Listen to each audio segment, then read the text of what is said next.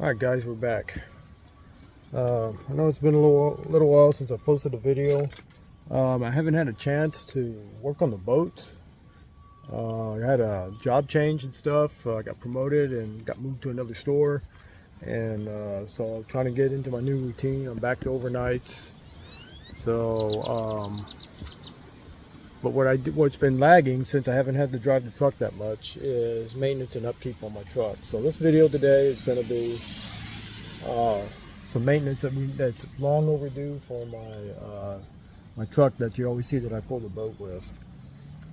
And we're going to work on changing the oil, replacing the O2 sensors, changing the plugs, wires, and put a dash in.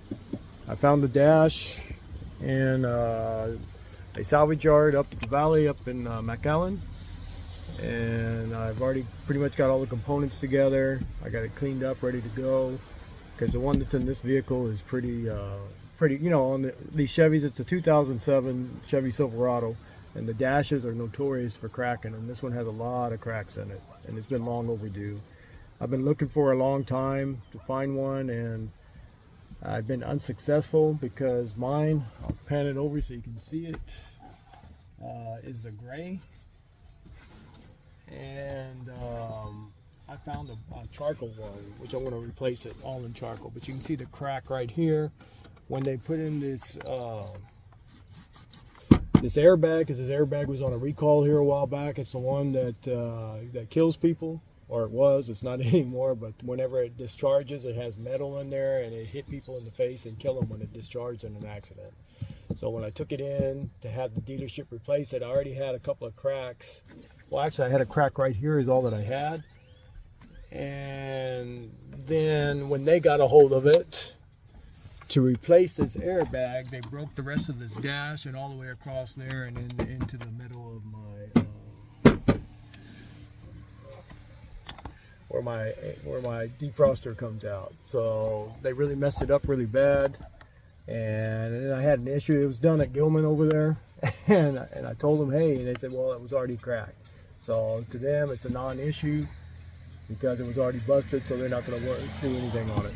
So I could get it from them brand new, but it's like $800-900 bucks, you know, that they're willing to sell me one to. And then, I don't know, I forget what it was, like $1,000 to install it for me and this and that and whatever they gave. So I just decided to wait, and I've been looking for a long time. I finally came across one. I couldn't find the actual color. I forget the color gray that this is called, but I did find a charcoal one which will match. It's the exact same color as what I've got right here. So it'll match this. The panels just won't match. I got to still look for the panels. So right now, at the moment, that's what we're going to go with. We're going to go with what I could find, and it's in pretty good shape. It had one little small crack in it. I've already made the repair on that, and I will show you once we get to that. But today, we're looking at changing the oil. It's long overdue. I need to get the upstream O2 sensors out because I've been having a misfire instance, and it's been running rough sometimes. And fuel, you can smell it real bad out the tailpipe, so that's telling me the O2 sensors are bad. I got a little check machine, and it talks about the O2 sensors, but I'm just going to replace all of them. It has 4 in it, and this truck is a 2007 model, and they've never been touched, so I'm just going to put all new O2 sensors in it completely all around. It's about time. I got about 170, I want to say 78,000 miles on this truck. This truck's been everywhere with me. I've driven this truck all over the western half of the United States. Been on the eastern half all the way up to Massachusetts and back, to Atlanta a few times. So it's gone a long ways. Me and Cassie have traveled a lot in this truck, pretty much everywhere. Pretty much anywhere west we've been in it, from here to Seattle and back to California, to Arizona, to Utah, to Nevada, you name it. It's been a really good traveling vehicle when we've gone on road trips. Really good road trip, and it's my primary one that I use to pull the boat with, pull the old 1988 show water with.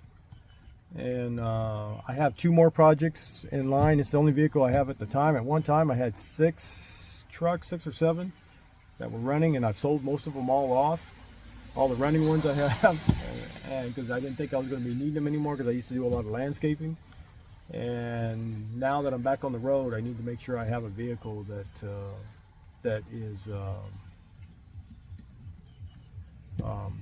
trustworthy, you know, that I can count on and get in and go, because I got to drive now to the new store that I'm at. I'm no longer local, and so we're going to work on it today.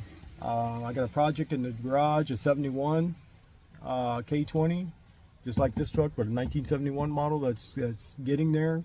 And then I have an 04 F350 that I'm starting to work on, that I've already pulled the bed off, which also at the same junkyard. How I got the dash, this is just I don't want to ramble too much, but actually I went to the junkyard to get the battery harness cable for my 04 03 I think 03 model F350, and it just so happened one of these trucks were sitting there. They didn't even have it on their inventory yet, and when I was out there looking to see which truck I was going to get the cable off of to have them get it for me, and which I did, I finally got a cable which I got to install on that truck so I can get it, see if I can get it to crank up and fire up on that diesel. It's a diesel, and this truck just happened to be sitting right next to it. It was a 2014 model, but it had the same dash in it as my 2007 model. I don't think they changed the body style and the interior of the truck until 2016, I think, is when they changed it. So I think mid 2007 through 2015, the interior for the heavy duty, the HD series, which are the 3/4 tons, 1 tons, the inside compartment is the same. And the one that I found it on was a crew cab, and it had one small little crack. I mean, the rest of it was in pristine thing. So I not only bought the whole dash assembly, but I bought the seats, the front seats in it. It was a crew cab, but I got a standard cab. I don't have a crew cab on this truck, but I bought the whole front new bucket seats and jumper seat in the middle that were in pristine shape on that. And I'm trying to think what else I bought. I bought the tailgate just in case if I needed it. I picked that up. A gooseneck wiring harness too, factory one, not one that's an aftermarket. So I can tie that into here and add a gooseneck to this truck, because I do have a gooseneck trailer that I used to pull with my other F350 that I sold, and it's been sitting on my property out there forever because I don't have a vehicle to pull it with. So I can eventually put a gooseneck in the bed on this one, a hideaway one. What else? But that's about it. I've just been trying to get adjusted to my new job, so I haven't had time to look at the boat. Today it's raining, and I guess a cold front came in. I don't even pay attention to the news because I sleep all day pretty much now, and I work overnights.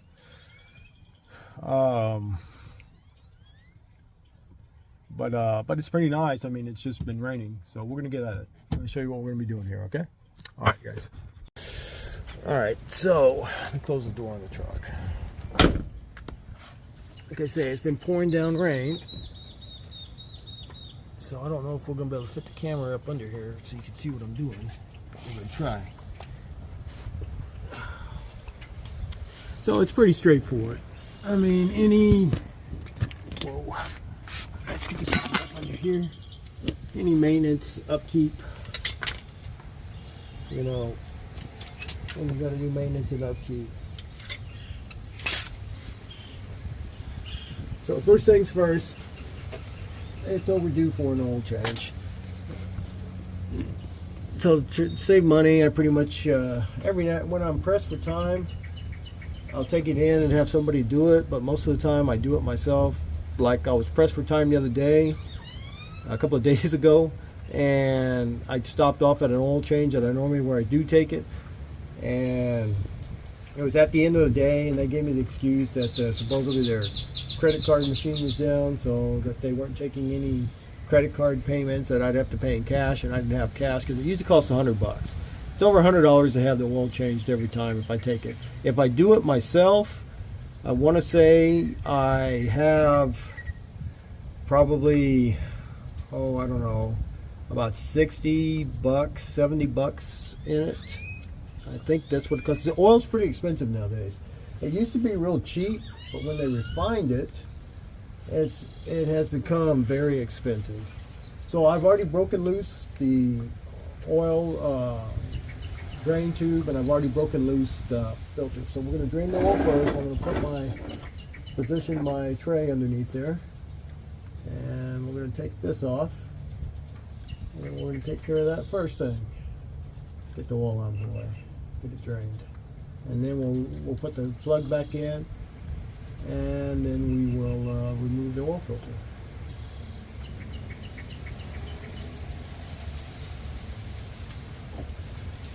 There we go. And as you can, I don't know if you can see it because it's pretty dark under here, and this is probably in the way, you probably can't see it, but the oil is pretty black. It definitely needs to be changed. It's due. Rule of thumb on these trucks is probably around every 3,000 miles. Or you can follow with the sensor. Like this time I followed what the sensor was. I haven't checked the mileage on it. It might be a little bit over 3,000, but the sensor light will come on in the dash and tell you you need to change the oil. The oil is pretty much used up and it needs to be changed.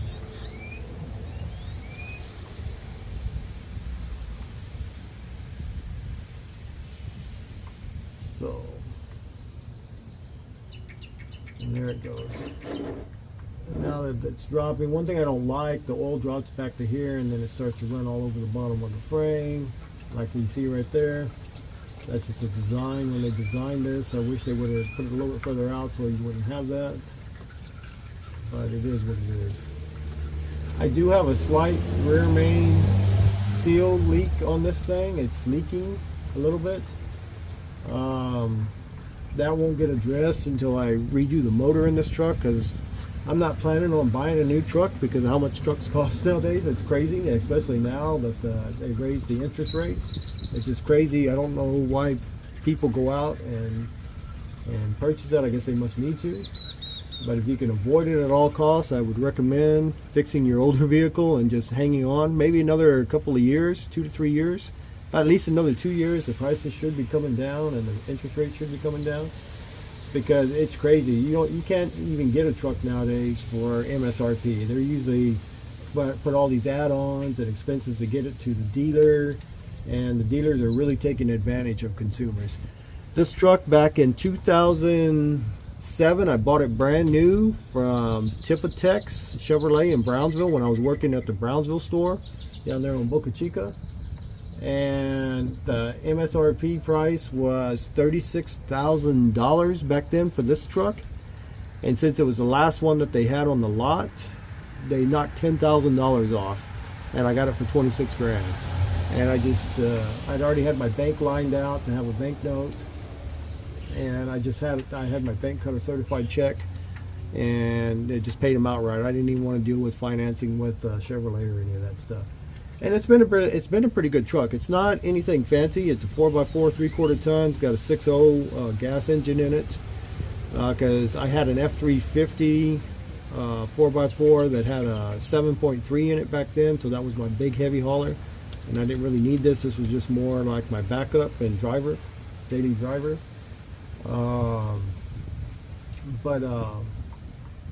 But it's been an excellent truck. I can't complain. I'm just starting to have issues with it, and I've driven this truck forever, and I've never had any issues with it. And now, it's just the age of the truck, and that's why. As they get older, more maintenance, more upkeep. And I'm trying to keep this running as long as possible, and I'm trying to stave off having to buy a new truck. That's why I got a project truck going, and I have another heavy duty truck, which would be that Ford that I have that I'm working on. Hopefully I can get them online before this one goes down and has to come offline to be repaired, to be gone through, and we won't miss a beat. So on mine, it takes a 14mm socket on to tighten up the oil plug. So let me tighten that up, and then we're going to move over to the oil filter. Keep it tight. And that's that. Just you want to go to where it's snug, and then go about half a turn. half to 3/4 of a turn. You don't want to go too far because you don't want to strip it, because it's an aluminum oil pan that's on these. They're not metal anymore, they're aluminum. If you strip it out, then you got problems. Alright, so I don't know if you're seeing anything, but you're probably not. All you're seeing is the frame, it looks like. So let me get this over here. See if we can reposition it.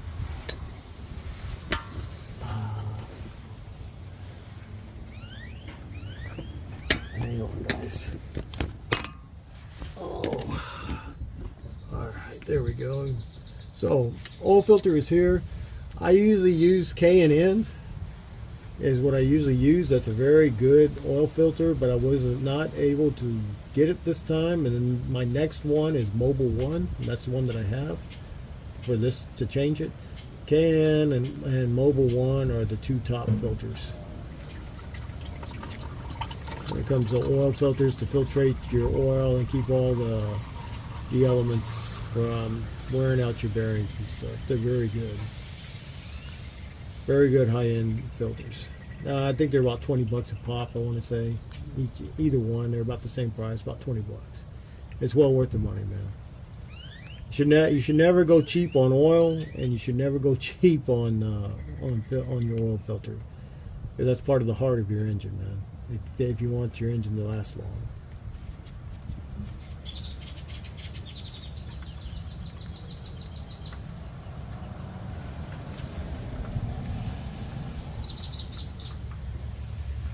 So what I usually do is I'll fill the new filter up with oil, and then I'll put it on.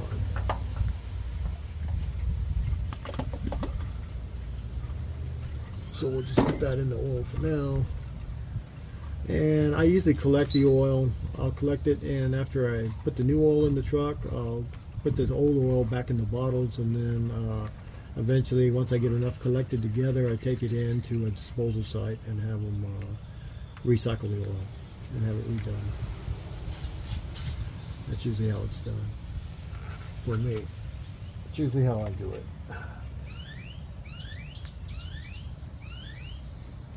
You know, back in the day, you know, how my old man and stuff used to do it. They used to put it along the fence line to kill the weeds and stuff, which is not very environmentally, you know, prudent to be doing. But it did kill the weeds, I'll tell you that. It did keep the weeds down on the fence line. But now we're more conscious of our environment, and we learn better. So should always recycle the oil. Don't dump it in the environment. Collect it. You can pretty much go to any oil place shop, they'll take it. If they don't, I want to say that Hard Engine intake center over there on Commerce does it, because like I know they've taken my appliances. They've taken pretty much any appliance or anything that you can't really put back. As long as you show that you got a utility bill and you're paying your Hard Engine water and all that stuff, you can go drop it off there. And I'm pretty sure oil is the same thing. So see, one thing I don't like I said, they extended the skid plate over, I'm assuming to protect this. That's probably why. But once the oil drops, it collects on the skid plate, and then it starts dripping everywhere. And it runs all throughout this bottom skid plate. And you got to try to get it all, so you don't get it all over the ground. Alright, I'm going to go up, get the new oil filter. I'm going to put some oil in it. I would like to show you that, so let me see if I can get, so you can see what I'm doing there. Let's see how we're working it.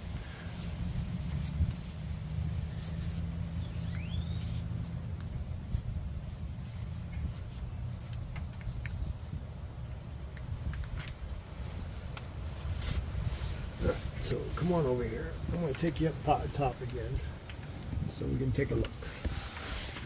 I'm sorry for the light because it's a cloudy day. It's been raining and it's cold. Well, not cold, but it's nice. It's cool outside.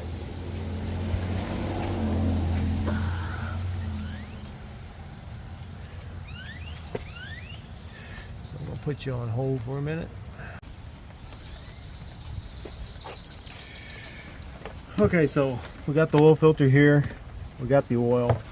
Normally, what I usually put in it is the synthetic Pennzoil, because that's usually where I have it taken.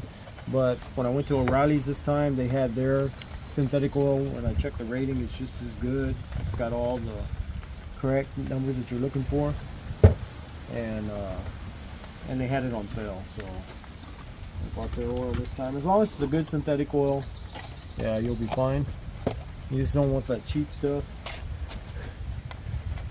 because it usually turns to sludge pretty fast. So you always want to make sure you lube up the seal so it doesn't stick. Trying to keep the water out of it because it's raining. So let me turn it upside down so I get the oil here. And I like pre-filling the filter when we do anything.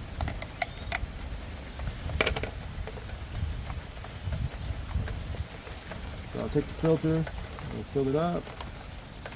One thing I don't like about the new oil is it's clear. It's always hard to judge on the dipstick tube, because when it's clean, it's hard to judge the level. This truck's supposed to take supposedly 6 quarts is what the guy told me, but I don't know why I recall that it's a little more than that, so I bought a couple extra quarts just in case. Because a lot of times they get it mixed up with the classic 07 model, because this is a mid-year. This is when they first went to this body style. And a lot of times when I go down there to get parts, they give me for the old style motor and truck. And sometimes it's the same, but a lot of times it's not the same. Like the filter is different. The filter is bigger on the old one than it is on the new style. Try to keep that out of there so the water gets in there. And it's picking up and it's getting rain. Alright, so that is filled up.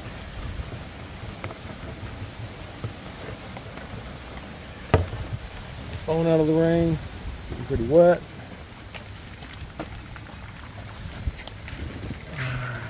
I'm going to try to keep the water out of it, so when I set the filter right there.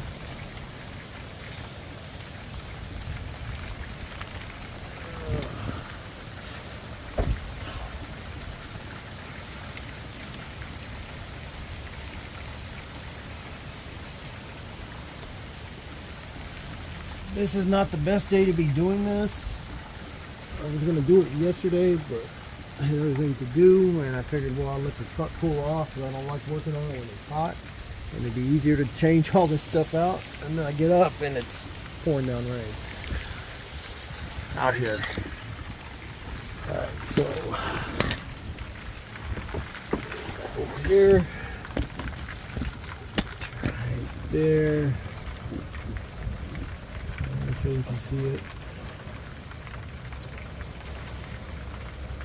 And here we go with the rain.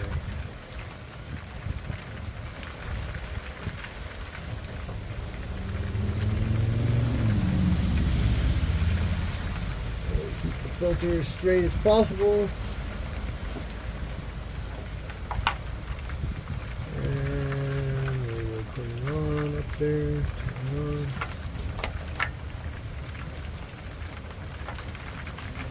Say we will.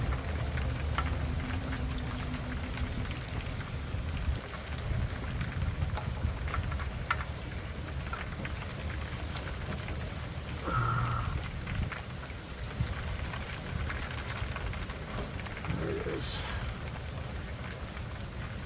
I'm just going to spin it on.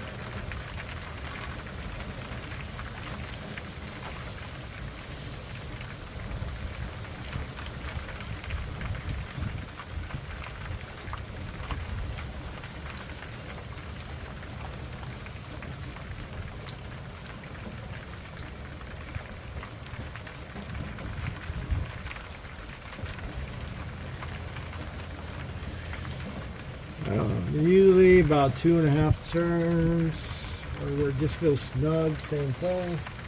I like to make sure. There's my hole. There's my tube. Don't want to get it too tight, but you do want it snug.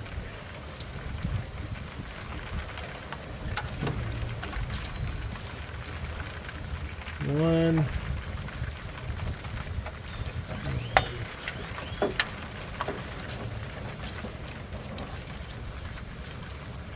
2, and then a half. That should be good. Right there.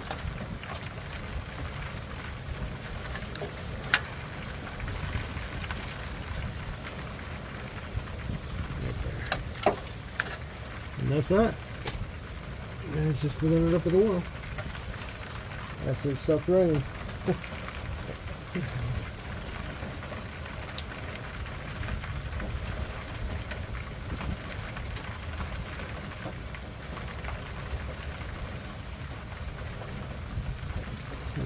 Any excess oil. And like I said, I got a slight well, I got a rear main seal that leaks on this, but every time I change the oil, I put that Blue Devil rear main seal stop leak in it. It's supposed to help lubricate the seal and keep it going so it doesn't just bust into a full-blown pouring out of the oil. And I'm trying to hold off because when I want to work on this truck, I want to go through the whole truck and restore it and paint it and overhaul the motor, transmission, all that. I'd like to just do it all at one time. So if I can keep it going until then it'll be okay.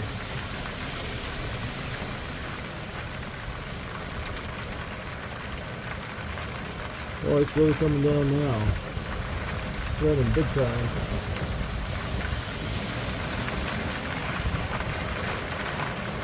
Gotta get my feet up under here, get out of the rain, so I'm getting all wet.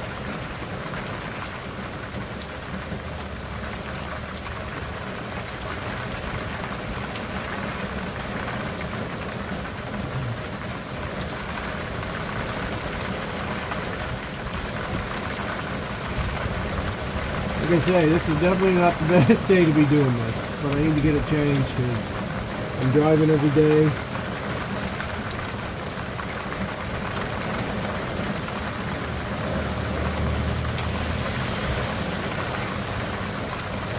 I'm going to have to wait this out. It's like that.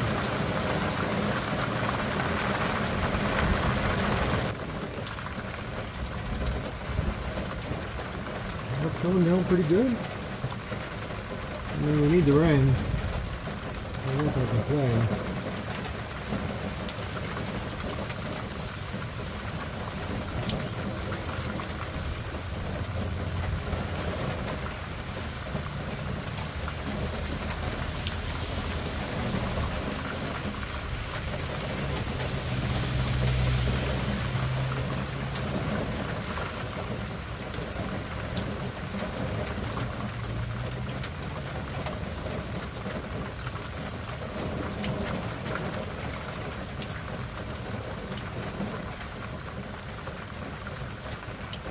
And by the way, Cassie's inside. I'm not going to have her out here in this weather. She's hanging out inside the house.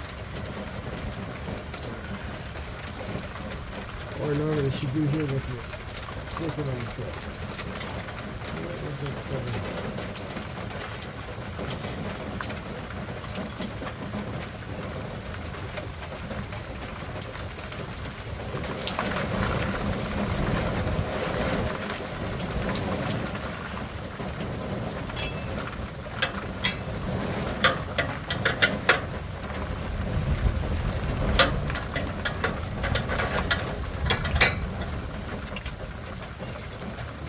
Look at 7 inch on there.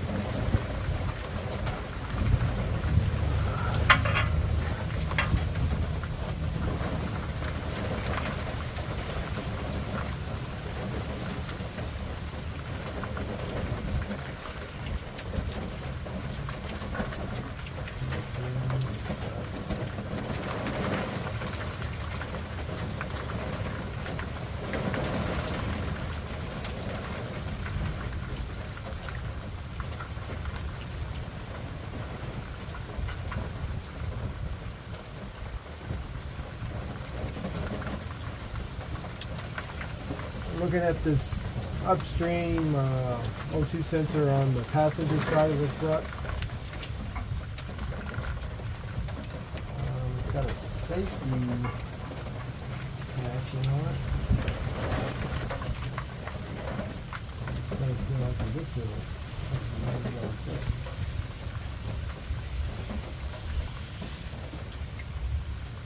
Yeah, it looks like it releases after you get that out.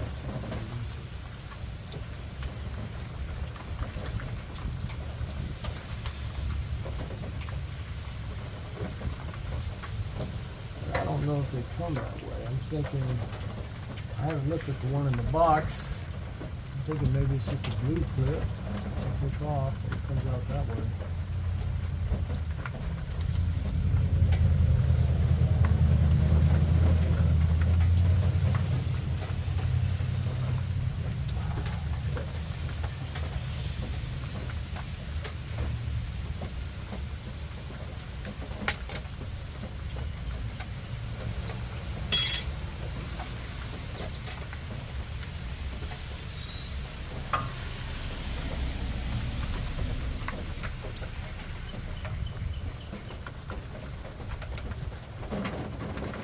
So this truck has two upstream O2 sensors on the top, and then I'm assuming, I don't know what this is. It's not the catalytic converter. I think the catalytic converter is back here somewhere.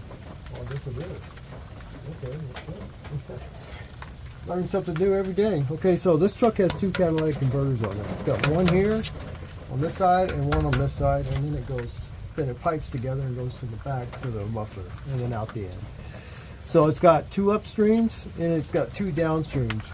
Two before the catalytic converter and then two after. I bought all four of them for this truck. I got to go pick the other two up because they had to order them, but they were supposed to come in today, and on my way into work I was going to stop off and pick them up, but I do have the two upstreams here with me now. So I can change those out, and they're about, I don't know, 50, 60 bucks a pop, so it's about $221 for all four of them. That's why I just didn't want to take the chance of just changing one, and then the other ones are bad, and it makes the new one go bad, and then that's just money down the drain. So I'd rather just change them all at one time. They're all good to go, and we will be able to take care of that issue with the O2 sensors.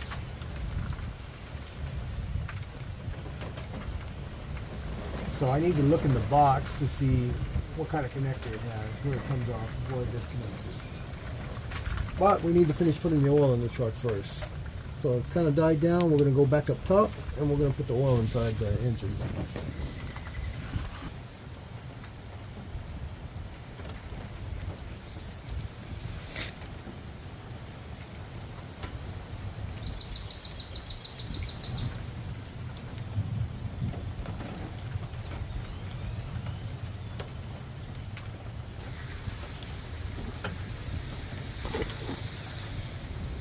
Alright, so we're back. Now we're under the truck to put the oil in there.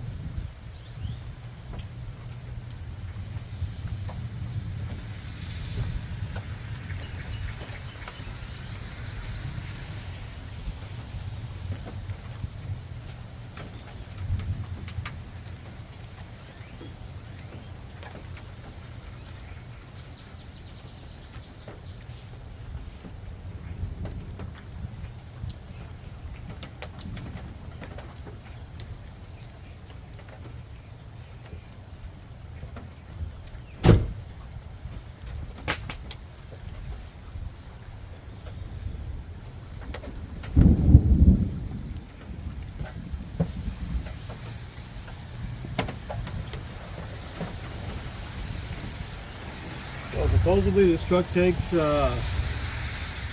quarts. That's what the guy had already said, but I'm not too sure. It seems like to me it took a little bit more than 6. When I changed it in the past, I just don't recall, but I'll find out. I'll measure it off as soon as we start putting it in. So we're going to put the 1 gallon one in first, which is 4 quarts. Get that out of the way.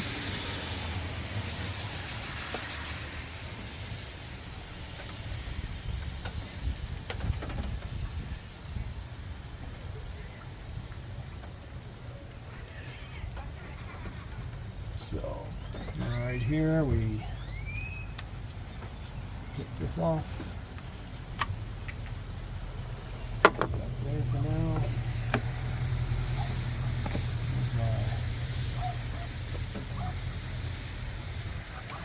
Filler.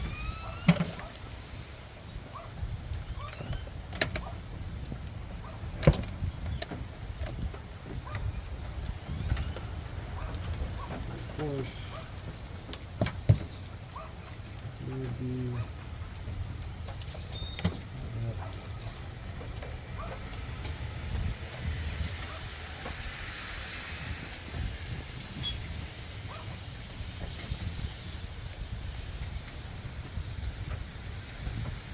you can hear Cassie barking off in the distance there. She's perched in her little window. She likes watching the cars and people go by inside the house.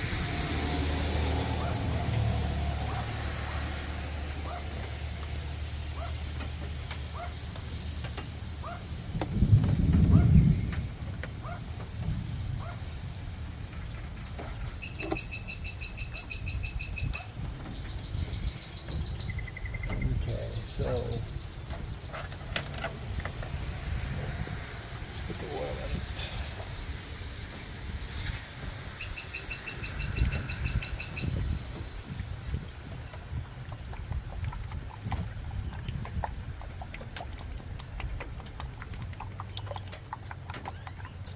We've already primed the filter.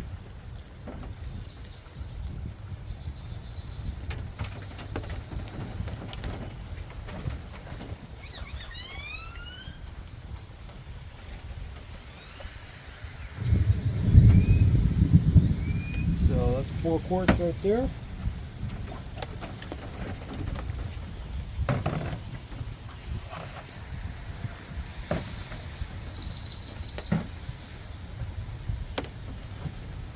Like I said, it's pretty straightforward.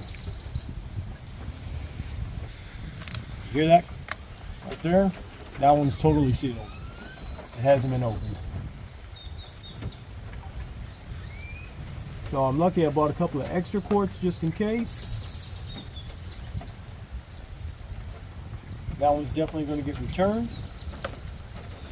So we're at 5, and then this will be number 6, because that's what the guy told me, 6 quarts. Clean the water off this. It's raining. And see how this one's full too?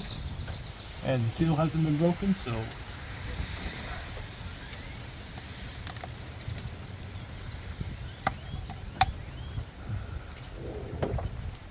now just make sure you check them, man, when you pick them up.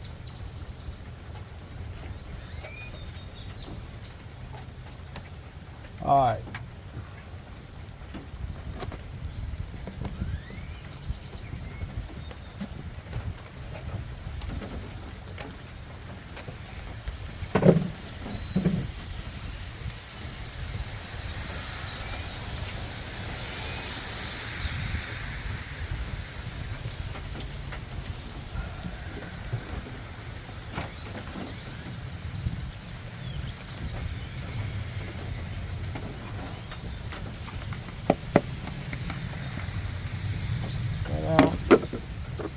Put a cap back on.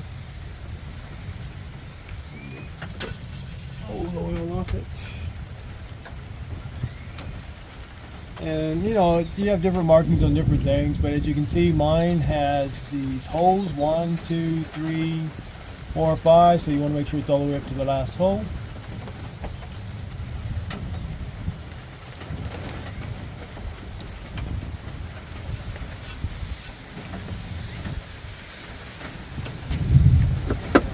fire it up.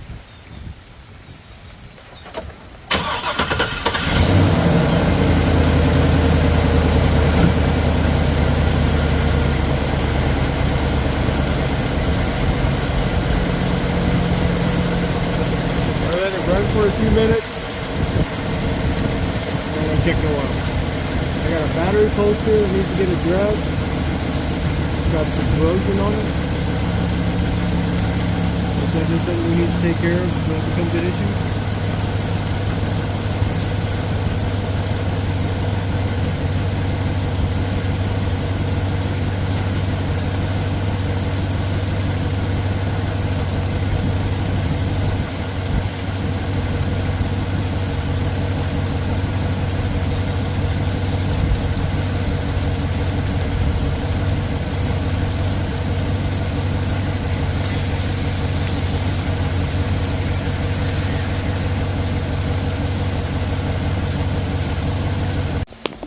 Okay guys, this is the end here on how to change the oil on my 2007 Chevy Silverado. We'll be back making a couple more videos on it, one for the O2 sensors, spark plug wires, and one for replacement of the dash, putting the new dash in the vehicle. And then I'll be looking also at the vote to see what the issue is, why we have a crank no start. But for now, thanks for watching, and we'll catch you on the next one. You have a good day.